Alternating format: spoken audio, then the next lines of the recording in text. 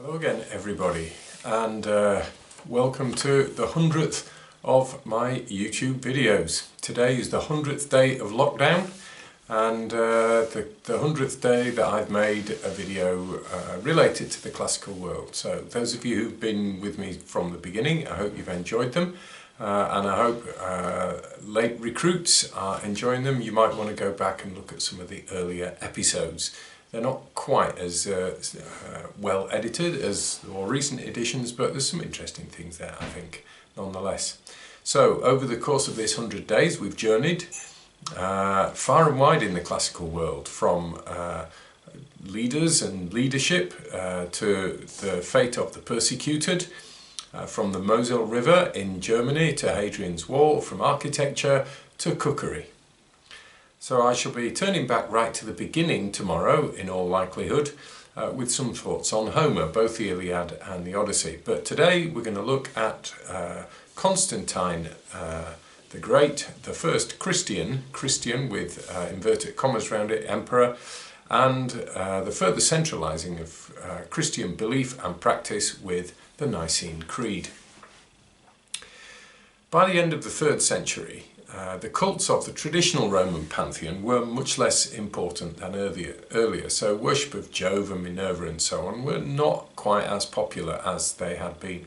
Individual gods had their personal devotees, and personal faith was much more of a thing than it had ever been. So Isis, originating in Egypt, Mithras in Persia, Cybele, also from the Near East, all had their adherents. But increasingly influential was the cult of Sol Invictus, the unconquered sun. Now there's a good deal of evidence to suggest that Constantine may himself have been a devotee, but there are also reasons to think that Christianity may have been in his thoughts for some time also.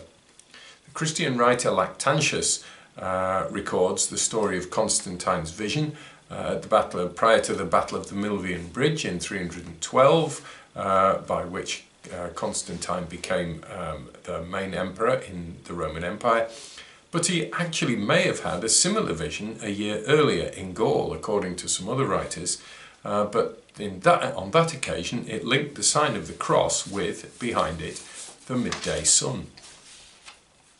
Now we cannot know for sure now what Constantine actually saw, or indeed believed he saw, but he and other Christians of the time found ways to accommodate their Christian faith with the sun, not least in establishing a 7-day cycle to the week, which was not really a Roman thing at all, but more a Judaic tradition thing. It also went along with the solar cycle of solar and moon cycle of things, which actually is what is behind the Judaic tradition. It was also the case that Christmas by this time had become tied to the winter solstice and the idea of the annual rebirth of the sun. Later on, in the 5th century AD, Pope Leo the Great rebuked his congregation in St. Peter's Basilica for first reverencing the sun facing east before turning west in the basilica towards where the altar was, which the altar was then at the west end of the basilica. But Constantine clearly considered himself a Christian, and it was in his long reign that the church started to become wealthy. Remember at this point that it's only 50 years prior to this that the Emperor Valerian had confiscated much of the church's property and possessions, especially in the city of Rome.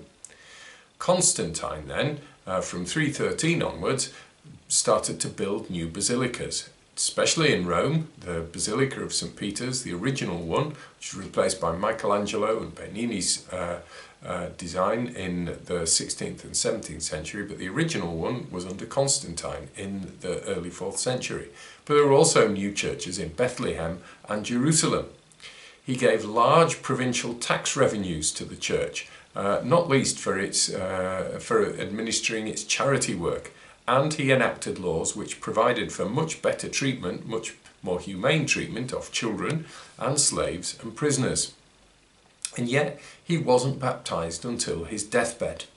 Now that actually, it turns out, is not as odd as it might seem, and it may have been common practice amongst many Christians of the time, so that all their earthly sins may be considered washed away or paid for immediately prior to their death.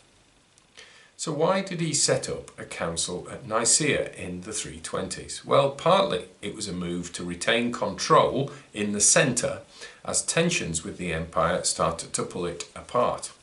By this time, of course, there's an Eastern Empire and a Western Empire. But it's also clear that there was confusion about what Christianity actually meant.